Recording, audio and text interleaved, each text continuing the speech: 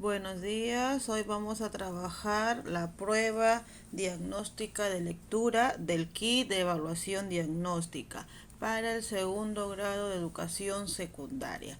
Bueno, esta es la estructura que tiene como título Conozcamos nuestros aprendizajes. Ustedes ya saben, igual que el del año pasado, aquí van a colocar sus nombres y apellidos, sección y su número de orden. Las preguntas, ¿no? Las preguntas del cuadernillo eh, tienen el siguiente esquema. Hay preguntas directas para marcar una de las cuatro alternativas y hay preguntas para escribir tu respuesta, ¿no? Como lo estás observando acá en la número 2. Bien, el tiempo es de 60 minutos, tienes que leer bien para que puedas entender y puedas comprender y así responder correctamente lo que son las preguntas. A ver, empezamos. Dice, Julieta escuchó en una radio una historia acerca de un hombre llamado Phineas Gage. Como este caso llamó su atención, buscó información en internet y encontró el siguiente texto. Phineas Gage. Phineas Gage era un trabajador sobresaliente de Vermont, Estados Unidos. Era un tipo amable, trabajaba en la construcción de una línea de ferrocarril. El 13 de septiembre de 1848, Phineas estaba, como siempre, colocando cargas explosivas en huecos perforados en roca. Llenaba con pólvora el agujero, vertía arena encima, aplastaba la mezcla con una barra de metal y la dejaba lista para detonar. Sin embargo, ese día olvidó echar arena en uno de los huecos antes de presionar con la barra y ésta chocó directamente contra la pólvora, lo que provocó una chispa que generó una explosión. La barra de metal se convirtió en un proyectil de 3 centímetros de diámetro y 6 kilogramos de peso que encontró por la parte inferior de su mejilla izquierda y salió por el costado izquierdo de su cabeza. Increíblemente, Gage llegó al hospital plenamente consciente y hablando. Perdió la visión en el ojo izquierdo, pero siguió vivo y lúcido. El daño en los lóbulos frontales del cerebro parecía ser un comodín. De hecho, hasta ese momento los científicos habían extraído la parte del cerebro en numerosos pacientes, dado que parecía no importar. Sin embargo, esta región no era un comodín. Tras su recuperación, Gage ya no era como antes. Su personalidad había cambiado. Ahora no era un hombre amable, sino uno difícil de tratar. Se había vuelto impulsivo y grosero. Exhibía comportamientos completamente inadecuados en sociedad y tomaba decisiones personales desastrosas. ¿Qué pasó en el cerebro de Gage? No se vio alterada su capacidad para moverse ni su capacidad para hablar, porque milagrosamente la barra dejó intacta la corteza que se ocupa de los movimientos y el área de Broca, región del cerebro dedicada al control del habla. Quedaron intactas también las cortezas dedicadas al control de la atención y al cálculo matemático.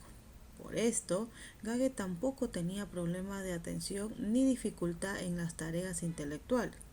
A la luz de los exámenes resultaba un hombre capaz e inteligente. Ahora bien, las áreas dañadas de la corteza en el lóbulo frontal sí resultan claves en la regulación del comportamiento personal y social del ser humano y en las emociones. Esto lo sabemos en buena parte gracias al accidente de Gage. El ser humano dedica esta región cerebral, atentos con lo que está subrayado, ya, a la toma de decisión. Asimismo, esta parte del cerebro sirve para autorregular nuestra conducta, teniendo en cuenta las emociones que sentimos. Gage sabía cuáles eran las reglas sociales, pero había perdido la noción de su importancia o de cómo debía sentirse ante cada uno. Guy era incapaz de combinar armónicamente acción con emoción. No podía tener en cuenta sus emociones al momento de realizar alguna acción o de tomar decisiones. Phineas Gage fue uno de los primeros casos documentados que han ayudado a acabar con la idea de que emoción y pensamiento son realidades separadas. Las emociones son un apoyo inestimable y necesario sin el cual no parece que pueda haber un raciocinio correcto y humano. Muy bien, ahí está. Vamos a regresar acá a esta imagen. Acá tenemos, dice corteza motora o del movimiento. Acá está señalando esta partecita que está aquí.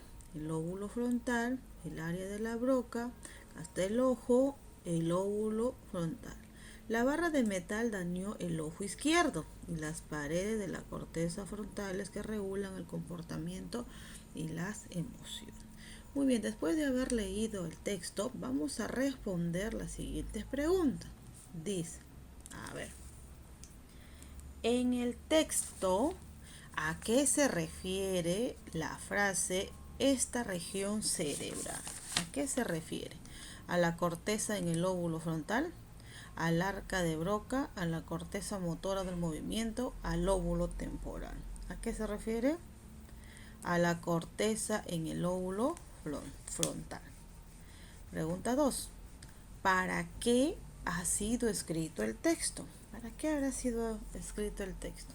La primera dice para narrar el accidente sufrido por Phineas cuando estaba colocando las cargas explosivas, para descubrir cómo funciona la corteza del movimiento y el área de control del habla.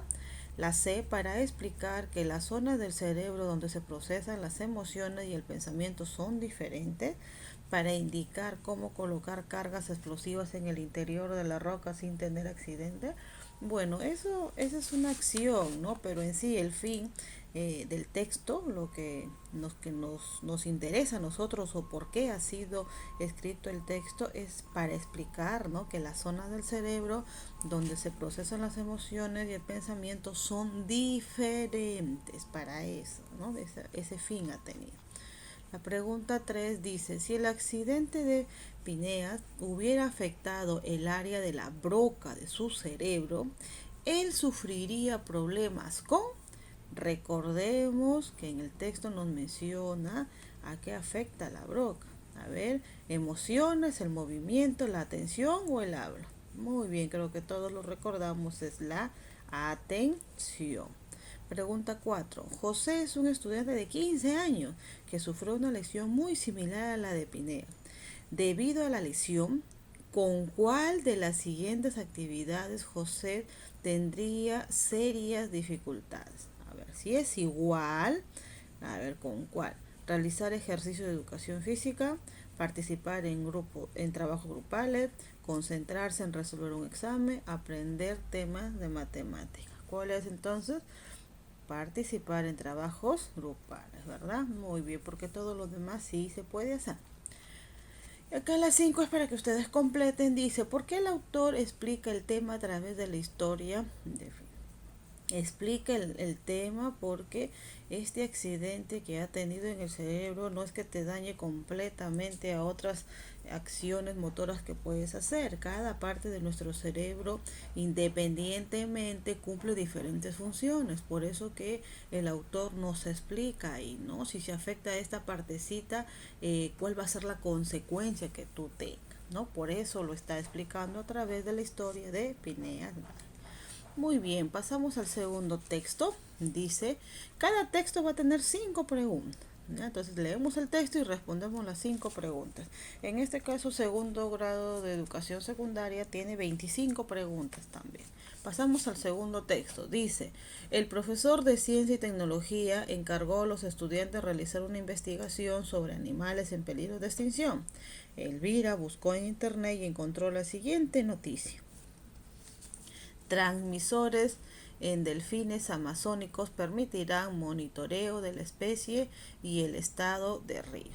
Con la intención de conocer el estado de los delfines del río de la Amazonía, la web y la Pro del Pinus instalaron transmisores en 8 ejemplares de esta especie. El monitoreo de los delfines rosados permitirá conocer el estado de los ecosistemas hídricos amazónicos, además de reunir todo sobre estas especies en las que se sabe muy poco y que están amenazadas por la contaminación. Los delfines son como los jaguares en el bosque. Al ser los máximos depredadores de los ríos, el estado de sus poblaciones es un indicador del estado de los ecosistemas y de todas las demás especies que los habitan. Si ellos están bien, los demás lo están, comentó el biólogo José Luis Mena, director de Ciencias de la UEP Perú. Los transmisores servirán para realizar un monitoreo vía satélite de los delfines a fin de proteger a esta especie y su hábitat de los peligros a los que están expuestos por la presencia y actividad humana. José Luis Mena afirmó que estos delfines enfrentan un destino cada vez más incierto. Prueba de ello es la reducción notoria de las poblaciones. El delfín rosado es una especie mítica y emblemática de la Amazonía, conocida en Perú como el bufeo colorado. Actualmente esta especie está amenazada con la contaminación del agua, la infraestructura fluvial y la caza furtiva por parte de la población local.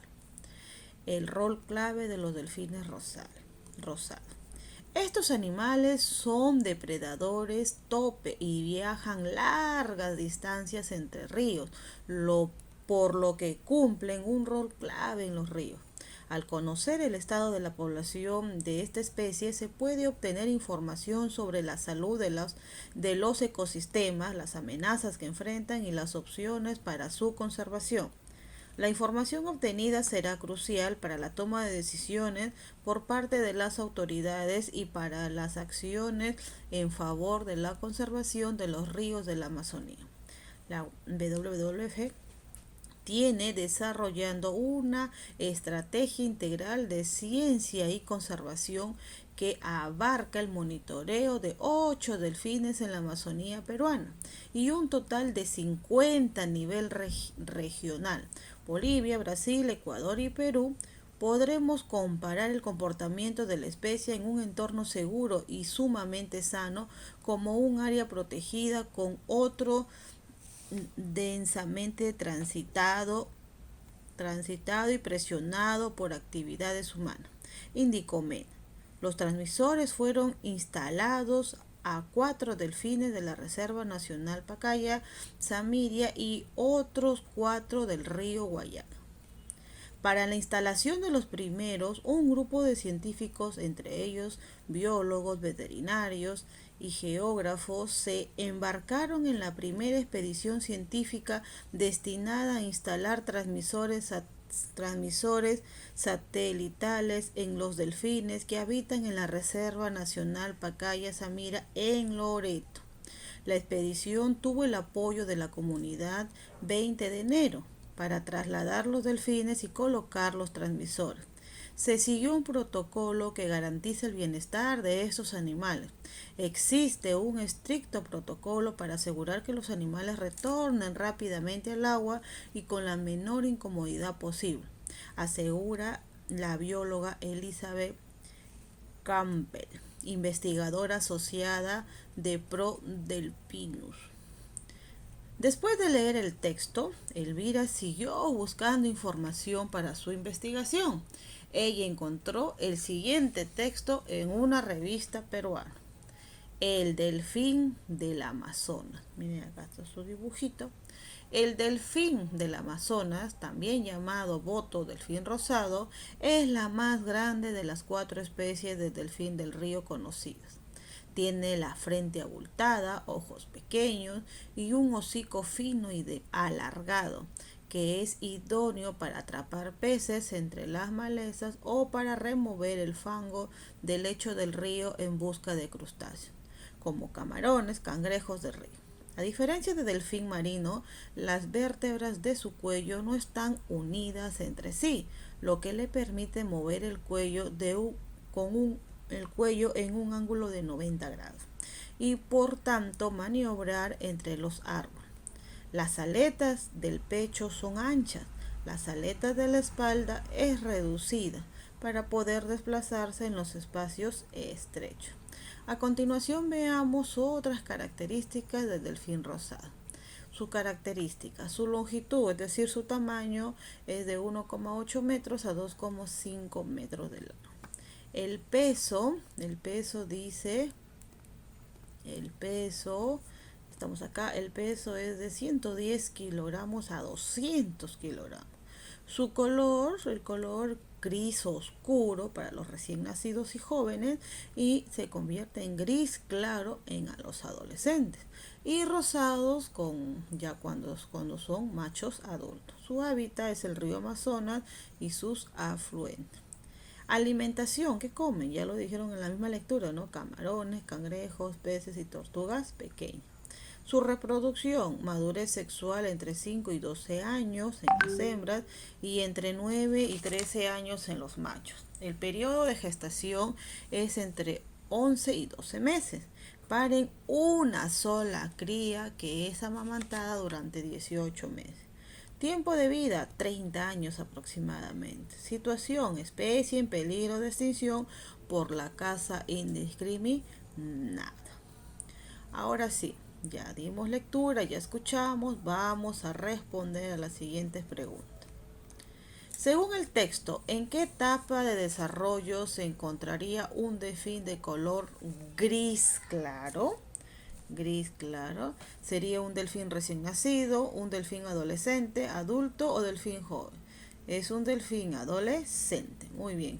Según el primer texto, ¿por qué el estudio de los delfines rosados permite conocer la situación de los ecosistemas hídricos amazónicos? A ver, porque los delfines son los principales depredadores de los ríos. Por ahí está. Porque los delfines son una de las especies sobre las cuales se sabe poco. Porque los delfines son animales míticos y emblemáticos de la Amazonía. La última, porque los delfines son una especie amenazada por la contaminación del agua. La respuesta viene a ser la alternativa A, porque los delfines son los principales depredadores de los ríos. Pregunta 8. Observa la tabla que se presenta en el segundo texto. ¿Cuál de las siguientes categorías de la tabla sería más apropiada para incluir la información obtenida mediante los transmisores? A ver, se supone que de esta tablita. ¿Ya? A ver, ¿cuál sería? ¿El peso, color, reproducción o su situación? Recordemos que se quiere colocar un transmisor. Entonces, ¿cuál sería el color? ¿Tiene que ver el color, peso, reproducción? No. Definitivamente tendría que ser su situación. La pregunta 9 dice, ¿cuál de las siguientes ideas se mencionan en ambos textos? ¿No? A ver, en ambos textos, ¿qué es lo que menciona? Dice, el delfín rosado es amenazado por la caza furtiva. El delfín rosado usa su hocico para remover el fango del río. Esto lo dice en uno solo. El delfín rosado viajaba a larga distancia. También lo dice en uno solo. El delfín rosado habita en las reservas nacional de Pacayasa Media. No. Entonces la respuesta es la letra A, ¿no? El delfín rosado es amenazado por la caza furtiva. La número 10 es para que ustedes la completen. Vamos a dar algunas ideas. ¿Te parece que en el segundo texto ayuda a comprender mejor la información del primer texto? Bueno, específicamente en el segundo te habla de Perú, sus características y es de repente más preciso para que ustedes puedan entender, ¿no? Sí. Seguimos con el siguiente texto. Uy, acá está un poquito echado. A ver, dice... Vamos a tener que ustedes, para que lo lean, tendrán que darle vuelta, ¿ya? Manuel decidió adoptar a un perro peruano. A ver. Manuel decidió adoptar a un perro peruano y quiere saber más sobre este animal. Por esto le pidió a su amiga Roxana, que tiene un perro similar, que le comentar acerca de las características de este tipo de perro. Ella le entregó el siguiente texto. Mire, más fácil. En vez de explicarte, toma y lee. Radiografía de nuestro perro. Ahí está el perrito. Este es el resumen de la descripción del perro peruano, tal como consta en el registro de la Federación Cinológica Internacional. Bueno, acá está la cabeza, lo que son las orejas, lo que son los ojos. Me va a ser un poco complicado leerlo, ¿ya? La talla, peso, el cuerpo, te explica su temperatura, cuello, color, piel, las patas, el color, la ausencia de pelo. Ustedes lo más rápido cuando uno ve un perrito así sin pelo, perro calato que le decimos, ese es el famoso perro peruano. Ya acá está la talla y el peso. Existen 3 tipos para machos y hembras. El pequeño de 25 a 40 centímetros, mediano de 41 a 50 y el grande de 51 a 65. El origen y la antigüedad y la propiedad. Ya ustedes lo tienen que leer ya, muchachos. Yo les voy a ayudar acá. La número 11 dice: ¿desde qué año por lo menos se puede decir que existe el perro sin pelo en el Perú? A ver, esto va a estar aquí, en esta partecita de acá, ¿ya? 800 años antes de Cristo. Ahí está más o menos. A ver, acá están las alternativas. 800 años, 500, 700, 1450. Entonces ya les dije la respuesta. ¿Cuál es? Ya ustedes ya 800 años antes de Cristo. La 12. ¿Cuál sería una prueba de que los perros sin pelos existieron en el Perú desde épocas muy antiguas? También está en la parte de abajo. Dice: la elegante conformación de su cuerpo en el resultado de un cambio a través del tiempo. La compañía que brindó al hombre primitivo cuando éste pasó por el estrecho de Bering. No. Las representaciones de los perros encontrados en los ceramios de las culturas antiguas. Muy bien, ahí han visto como a ver, los huacos que ustedes puedan conocer. Ahí están las cerámicas. Eso, ¿no? Ya se observaba, ya tenía la estructura, ¿ya? Ahí está la número 12. La 13. Julio tiene un perro sin pelo del Perú que mide 61 centímetros de alto y pesa 23 kilogramos. De acuerdo a la tabla, talla y peso, ¿qué tipo de perro es? De acá, miren, esta tablita que está acá. Aquí. Esta tablita que está acá. Esto es lo que tienen que mirar. Ya, acá. Entonces, luego que miran esa tablita, podemos dar respuesta. ¿Ya? Se debe, espérense, ¿dónde estaba? Me pasé, acá. Julio tiene un perro sin pelo. ¿Es muy grande, es pequeño, es mediano o es grande? ¿Cuál creen que va a ser su respuesta? Es grande. Muy bien, acá está la alternativa, es la D. Pasamos a la 14. ¿Para qué el autor ha incluido el mapa del Perú? Para señalar a qué lugar llegó primero este perro, para indicar el país de origen de este tipo de perro, para saber en qué lugar del Perú existe este tipo de perro, para mostrar el parecido de la cabeza del perro con este mapa. Definitivamente no, ¿no? ¿Cuál será la respuesta? Para indicar el país de origen de este tipo de perro. Y la 15, el pelo del perro peruano no crece o crece muy poco, según el texto. ¿A qué se debe esto? A ver, ¿a qué se deberá? Se debe a que su piel es lisa, se debe a la temperatura de su cuerpo, se debe a un cambio genético o se debe a que sus músculos son elásticos. ¿Cuál será la respuesta? Se debe a un cambio genético. Ustedes cuando lo van a leer ahí se van a dar cuenta. Pasamos a la otra lectura, faltan 2 más. Ana escuchó en la radio que había ofertas en los restaurantes por el Día del Pollo a la Brasa. Ella le preguntó a su papá por qué esta fecha es muy importante para los peruanos. Él le sugirió leer el siguiente texto publicado en un periódico. Arequipa, 20 de julio de 2019. Estimados señores de La Voz, ayer, 19 de julio, celebré como muchos peruanos el Día Nacional del Pollo a la Brasa. Me parece una buena idea fomentar el consumo de este plato bandera a nivel nacional. En primer lugar, el pollo a la brasa representa la peruanidad.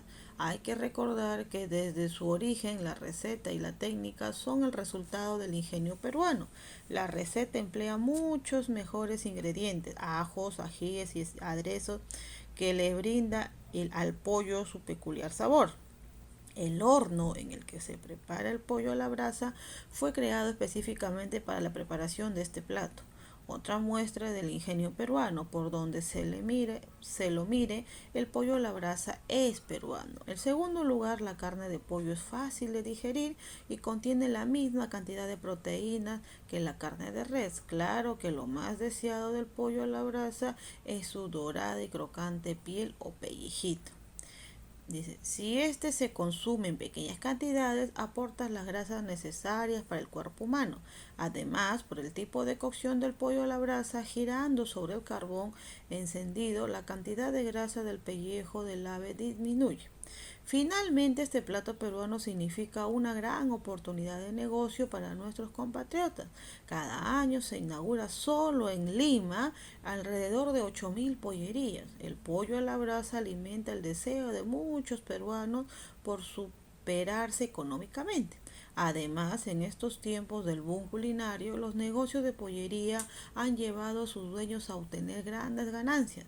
Hay pollerías que sirven el pollo a la brasa con arroz o incluso con chaufa y lo acompañan con más variedades de ensaladas o aderezan el pollo con sabores propios de cada región. Sigamos celebrando el Día Nacional del Pollo a la Brasa y con él el Día del Ingenio Peruano, el Día de nuestra cocina y la oportunidad de que más peruanos puedan hacer realidad sus sueños. Atentamente, Mauricio Malcam, DNI 41 14 15 68. Muy bien. Unos días después, el papá de Ana encontró una respuesta a la primera carta en el mismo periódico. Como Ana estaba interesada en el tema, le compartió el texto a su hijo. Casma, ¿quién responde? Casma del 24 de julio de 2019. A ver quién responde. María Espinosa. Vamos a ver qué dice. Estimados señores de La Voz, el 19 de julio se celebró un día más del infame pollo a la brasa. Esta fecha es para algunos de sus lectores, como muestra la carta del señor Mauricio Malca el 20 de julio, un motivo de orgullo nacional. Como ciudadana preocupada por el trato a los animales, debo expresar mi rechazo a este tipo de celebración. Es importante conocer las condiciones en las que se crían a los pollos antes de ser sacrificados. Estas aves, como tantos otros animales, son seres sensibles y merecen nuestro respeto. Sin embargo, esto no parece importar a las personas que comen pollo a la brasa, quienes ignoran que diariamente se consumen más de 750.000 pollos en nuestro país. Estos, además, son criados en espacios reducidos y se les alimenta con hormonas para acelerar su crecimiento y ser sacrificados. ¿Aún les parece sabroso su humeante pollo a la brasa? ¿Es saludable el pollo a la brasa? Seguro que muchas de las personas que lo comen no practican deporte ni comen verdura. Estas mismas personas consumen todo lo que reciben en nuestra pollería: papas fritas, salsas y cremas a base de más grasas y ensaladas en mínimas porciones. Toda esta combinación no puede ser saludable. Además, acompañar el pollo a la brasa con una refrescante gaseosa solo le añade más azúcar a una dieta peligrosa. Por último, el pollo a la brasa es fuente de contaminación. Por un lado, el humo de los hornos es el resultado de la combustión del carbón y la grasa. Los hornos de las pollerías son responsables de un porcentaje importante de la contaminación del aire por las partículas contaminantes que emiten. Por otro lado, el pollo a la brasa es la causa de la depredación de los bosques secos de la costa, donde el árbol del algarrobo es la principal víctima. Posiblemente el negocio de la pollería es rentable para su dueño, pero daña el planeta. En vez de alentar celebraciones poco saludables para las personas y para el planeta, deberíamos promover hábitos saludables y el respeto a los derechos de los animales y el medio ambiente. Atentamente, María Espinosa. Ahí presentan con su DNI 41480774. Muy bien, ya escuchamos la lectura, ahora vamos a responder a las preguntas. Interesante, ¿no? Uno celebra y el otro se opone, pero coloca sus fundamentos. Según lo leído, ¿cuál de las siguientes ideas sobre el pollo a la brasa se menciona en ambos textos? En ambos. A ver, ¿cuál será? Es rico en proteínas, es rentable como negocio, es preparado en hornos contaminantes, es condimentado con insumos peruanos. La respuesta es rentable como negocio. La 17. ¿Cuál es el propósito principal de la carta de María? María es la que responde, ¿ya? La que responde. Criticar las celebraciones por el Día del Pollo a la Brasa, explicar el modo en que el pollo a la brasa contamina, cuestionar el valor nutritivo, demostrar el maltrato que sufren los pollos. ¿Cuál es? Critica ella la celebración. Dice que no se debe celebrar. Y la 18, que es para que ustedes completen, dice, ¿estás de acuerdo con la opinión de Mauricio Malca o con la de María Espinosa? Bueno, acá tú tienes que poner en una balanza y en cuál de los dos te ubicas. Y tendrás que colocar tu justificación, ¿no? El pollo a la brasa es rico, pero también es dañino. Todo en exceso es dañino, ¿verdad? Entonces acá tendrás que escribir. La 19. ¿Qué emoción expresa María Espinosa en su carta? ¿Qué emoción? O sea, la que responde. Orgullo, pesimismo, indiferencia, indignación. ¿Cuál será? Esta está clarísima, ¿verdad? Indignación. Está molesta ella. ¿Por qué se celebra? No se debe celebrar. La 20 dice, lee la parte del texto de María Espinosa. Acá te dan la partecita donde dice, toda esa combinación, esto de acá, ¿ya? Toda esta combinación, y dice no puede ser saludable, ¿ya? Además, acompañar el pollo a la brasa con una refrescante gaseosa solo le añade más azúcar a una dieta peligrosa. ¿Para qué se han empleado las comillas de la palabra refrescante? Ay, ¿para qué será este refrescante? ¿Para expresar una ironía? ¿Para señalar una cualidad? ¿Para resaltar un significado? ¿Para presentar una cita textual? A ver, ¿qué creen ustedes? Para expresar una ironía, o sea, algo refrescante, lo que te va a calmar la sed, pero es una gaseosa. Obviamente la gaseosa no es algo refrescante. Y pasamos a la última. A ver, no se cansen, a la última. Lorena y su hermano Rodrigo fueron al municipio para inscribirse en un taller de danza folclórica. Mientras esperaban a ser atendidos, leyeron el siguiente texto en el panel de anuncio. ¿Cómo donar sangre? A ver, 1. A ver, ¿cómo voy a donar sangre? Dice, a ver, interesante. A veces no sabemos. 1. Dirígete a un banco de sangre, puedes encontrarlo en un centro de salud o hospital. No olvides presentar tu DNI. 2. Completa la evaluación médica, responde con la verdad a todas las preguntas de esta evaluación. Esta información permitirá saber si eres apto para donar. 3. Sigue las pautas del personal médico cuando tomen tu presión arterial y pulso. Asimismo, te realizarán un análisis de sangre llamado hematocrito para saber si tienes anemia. 4. Ingresa al área de extracción. Este proceso dura 10 minutos aproximadamente. Y por último, al terminar la donación, bebe abundante líquido y no realices esfuerzo físico de ningún tipo. Requisitos: tener entre 18 y 55 años, pesar como mínimo 55 kilogramos. O sea, puedes pesar más, no 56, pero mínimo 55. Puedes donar cada las 4 meses si eres mujer y hombrecito, 3 meses si eres hombre. Se dona aproximadamente 450 milésimos, ¿no?, de litros, casi medio litro, ¿ya? 500 sería medio litro, casi. Una persona adulta posee en promedio 5 litros de sangre. Muy bien, mitos y verdades. A veces siempre escuchamos cositas, ¿no? Pero no es verdad, sino son mitos que se vienen hablando y se pasan año tras año, persona tras persona, y nosotros creemos que eso es verdad. Y acá nos dice, mito, dice, no recuperaré mi sangre. A ver, dice acá, no recuperaré mi sangre. Si tomas líquido y reposas según las indicaciones del médico, la sangre extraída se repone en pocas horas. Me voy a debilitar. Donar sangre no debilita, no adelgaza, no trae ningún perjuicio para la salud. Puedo contraer enfermedades, todo el material utilizado en la recolección está esterilizado y es descartable. Soy demasiado viejo, si gozas de buena salud puedes donar hasta cumplir 65 años, arriba ya hace 55, ¿no? Bueno, verdades.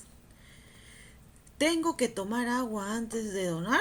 Antes de donar sangre se debe beber abundante líquido. Además, no se debe consumir productos grasosos o lácteos por lo menos 4 horas antes de la extracción. Las personas que han sufrido algunas enfermedades no pueden donar. Las personas que tengan VIH, así como las que sufren hepatitis B y C, o las que hayan tenido después de 12 años, no podrán donar. ¿Una mujer embarazada no puede donar? Durante el periodo de gestación una mujer no puede donar sangre. Podrá hacerlo después de 6 meses si el parto fue natural o un año si se ha sometido a una cesárea. La sangre caduca con el tiempo. Cada componente de la sangre solo puede usarse durante un tiempo determinado. Los glóbulos rojos duran hasta 42 días a una temperatura de 4 grados centígrados. Las plaquetas 7 días a una temperatura de 22 grados centígrados y el plasma 24 meses a una temperatura de menos 40 grados centígrados. Muy bien, ahí están los mitos y verdades. Ahora sí vamos a responder. En condiciones adecuadas, ¿cuántos días puede conservarse como máximo los glóbulos rojos? Lo acabamos de decir. ¿Cuánto es? 4, 7, 24 o 42. ¿Cuánto será? 42. Hoy vamos a hacerlo más grande para que ustedes lo puedan visualizar. Ahí está. Según el texto, el hematocrito permite saber si es posible, si según el texto, el hematocrito permite saber si el posible donante sufre de hepatitis, tiene pulso normal, padece de anemia, presenta presión arterial normal. ¿Cuál es? Padece de anemia. La 23. Según el texto, ¿cuál de las siguientes alternativas es un mito acerca de la donación? Ya vimos las columnas de mito y las columnas de verdad. ¿Se puede tomar agua después de donar? ¿Se puede contraer enfermedades por donar? Una persona que tiene más de 65 años no puede donar. Una persona que ha sufrido hepatitis B no puede donar. ¿Cuál será la respuesta? Se puede contraer enfermedades por donar, ¿no? Recuerden que todo es esterilizado y desechado. Para que el autor ha incluido la sección mitos en el afiche, para presentar las declaraciones de los posibles donantes, para indicar la edad máxima de los posibles donantes, para reducir los miedos que impiden a las personas donar sangre, para dar recomendaciones a las personas que donan sangre. ¿Cuál crees que es la respuesta? Está claro, ¿verdad? Para reducir los miedos que impiden a la persona donar sangre. Y la última, lee el siguiente caso. Edwin quiere donar sangre porque su madre será operada. Él pesa 60 kilogramos y tiene 48 años. Tuvo hepatitis C cuando tenía 13 años. Ojo, 13 años, pero ahora tiene 48. ¿Cuántos años han pasado? A ver, son 5, 15, 18, 35 años, ¿no? Cuando fue a donar, presentó su DNI y respondió las preguntas de la evaluación médica. Después de la evaluación le informaron que no podía donar sangre. Según el texto, ¿por qué el personal médico determinó que Edwin no podía donar sangre? Porque tuvo hepatitis C después de los 12 años, porque supera la edad máxima para donar, porque pesa 60 kilos, porque puede debilitarse. ¿Cuál crees que debe ser? Ahí está la respuesta, porque tuvo hepatitis C después de los 12 años. ¿Ya? Porque tuvo después a los 13 años tuvo. Muy bien, entonces esto fue el desarrollo, muchachos, de su kit de evaluación, en este caso la prueba diagnóstica de lectura para los chicos de segundo grado de primaria. Recuerden que la prueba de diagnóstica de matemática lo encuentras ahí abajito en otro video, solamente tienes que buscarlo. Si te ayudó, no te olvides suscribirte, darle like para que te lleguen las notificaciones de los nuevos videos que este 2022 se puedan ir agregando. Que tengan buen día, nos vemos.